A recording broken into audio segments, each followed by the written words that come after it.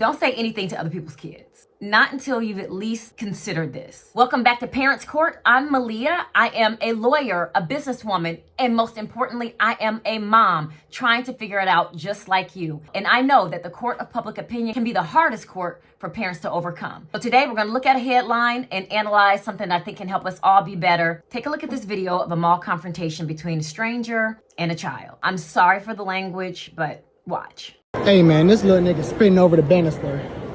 I'm finna get on his ass. I don't know of anything more disrespectful than being spit on. It's already going downhill. That's nasty as hell. That spit literally dropped right in front of my face. Yes, that's what I'm saying. Like if you would've spit on me, I would've went to jail. I don't know about this. I don't know. As you saw from the beginning, the energy for me was off. Yes, he was upset and he was angry because he was almost spat on. I get it. I don't know of anything more disrespectful than someone spitting on you. And I don't care if it's a child. You're going to be upset about that. But at what point do you settle yourself enough to realize that you are making a decision to confront someone's child? Now, whoever your parent is, tell them they need to treat you some motherfucking common sense, because that ain't it. For real. That's trifling as fuck. What happened? You guys are his parents. Yeah. He's over the banister spitting.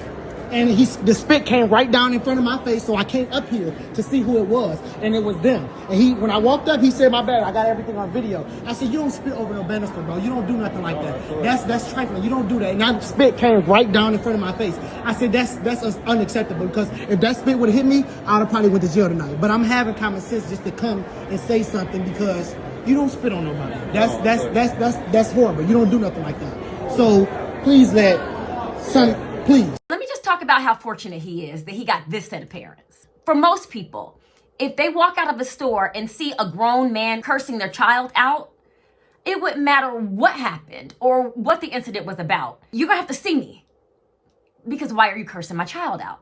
And this is why I say it's risky, especially in 2026, and especially with the laws as they are now, pretty much nationally, where a lot of people are carrying weapons, a lot of people are short-tempered. You just want to, before you make this move, if there is an intent to be constructive, to offer feedback to the child, to the parents, in a way that's really going to help him learn and grow, yes, let's be a village and let's do that in a healthy way. This is not teaching this baby anything. For me, this is not a positive, productive interaction at all. Now, the internet is divided on this one. Half of you think he should have addressed the child and you're not bothered by the manner in which he did it.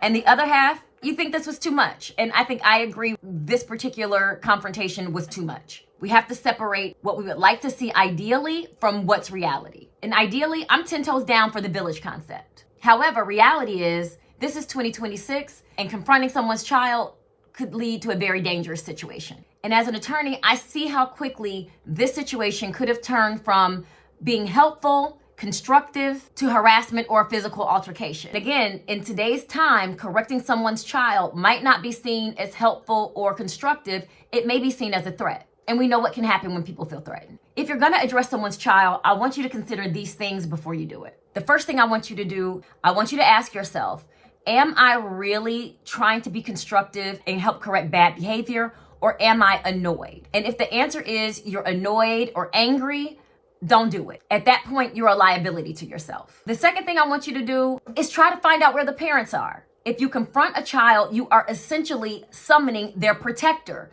So the parents are going to show up in the middle of your confrontation already in defensive mode. And they see you coming in hot, I'm sure they're going to come in even hotter about their children.